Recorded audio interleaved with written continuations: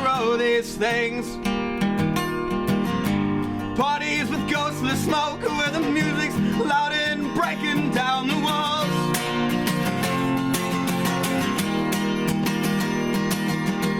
And I barely recall cricket walks home, just grasping at your sleeve.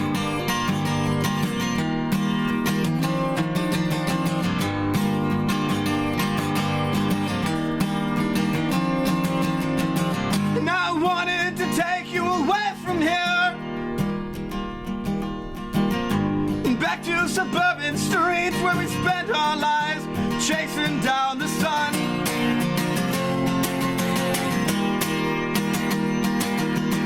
And I told you everything on the front porch when you said that you were tired and there was nothing left to save. So I followed heavy lights back home, and I followed heavy lights back home.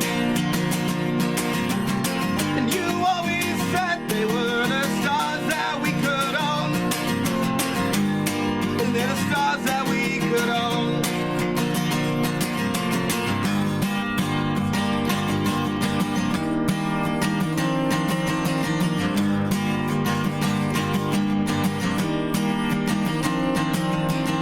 And I wonder if you found someone by now.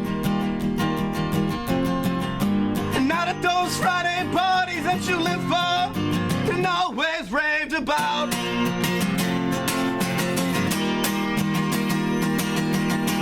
where the kids trip on some stuff and all their bodies passed out on the floor, laughing, saying maybe just one more. So I followed heavy lights back home, and I followed heavy lights back home.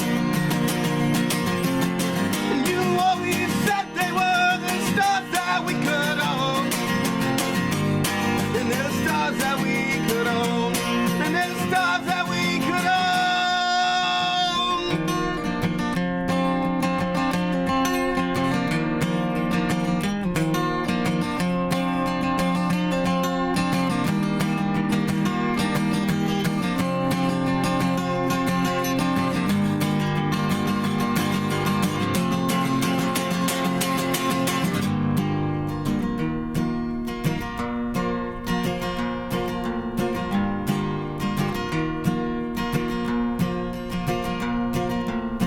You'll wake up some early weekend morning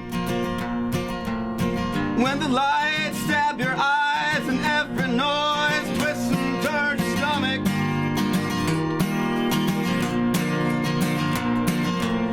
And you'll scramble for clothes turned inside out, your heart excited and confused.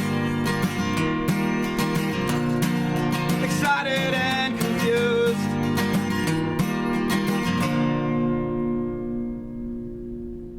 I'm here with Danny Cozzi and All the Wine. So how you doing, Danny? I'm good. Thanks for having me, Keith. Yeah, no problem. So why have you guys named yourselves All the Wine? All the Wine. That is actually a song by The National from, I believe, the Alligator record. It might be Boxer. I mix those two up all the time. But that song was always my favorite song by theirs, and it was always really special to me because it's about this guy who's kind of, he's kind of a shut-in. He's introverted. He's not really socially competent, I guess. But that's, not that I'm that way, but he just has a hard time in his life. And this one night that All the Wine is about is he's just feeling on top of the world. I'm assuming he's plastered, but it's this very like confidence-boosting song. And I always listened to that when I was feeling kind of low down. And when Matt Scott and I, our drummer, we were thinking of a name, that popped into my head randomly, and it was perfect, and it stayed. So I know you kind of said that you don't relate to him 100%, but are there qualities of yourself that you see in that the person who the song's about?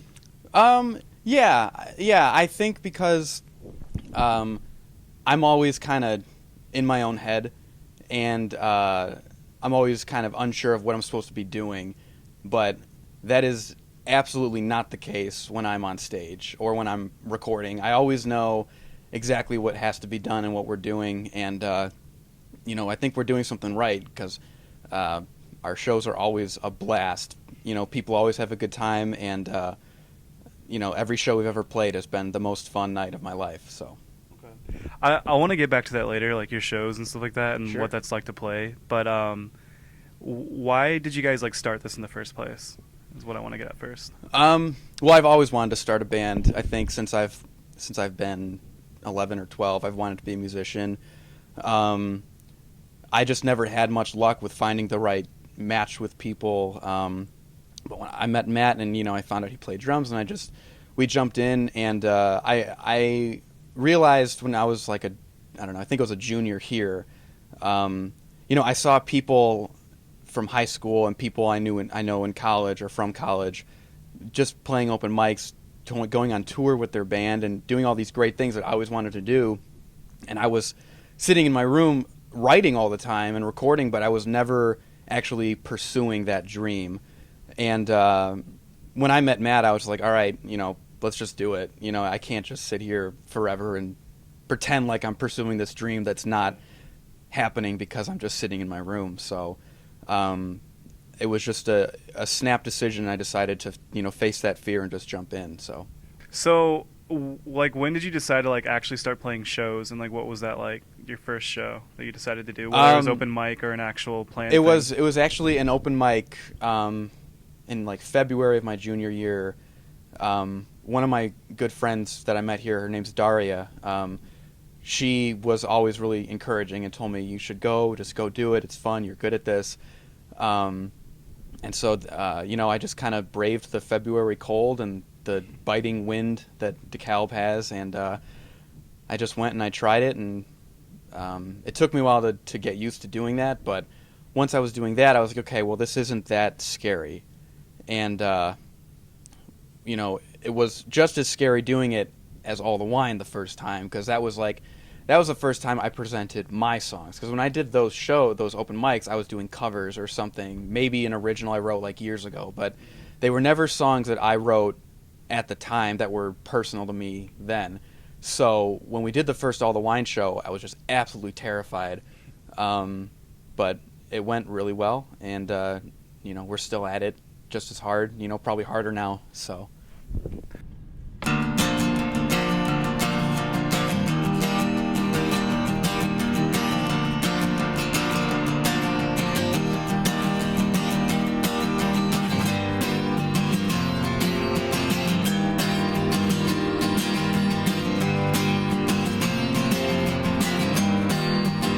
And I can feel the delicate balance shifting. The brass band scales are starting to quiver, and every single letter that we stitched into our skin is faded now like the memory. And I swore on the greatest city skyline that we'd make it through the year if it killed us. And the lights above the corner cascading down your face, they carry us halfway across the world.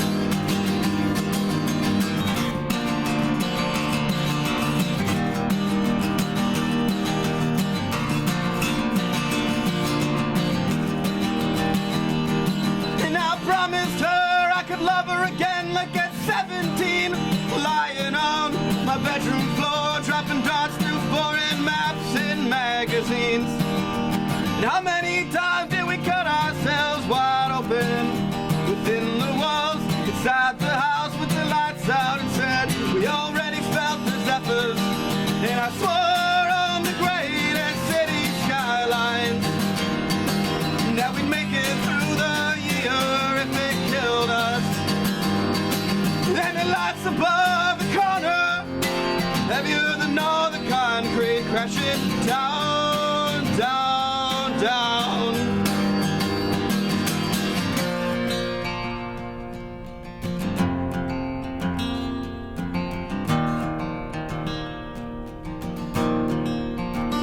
And we tried reviving something that we lost somewhere out there. 'cause we were so tall. We were more than this and we'd never be torn down. We tried reminding ourselves that the distance was just time and direction.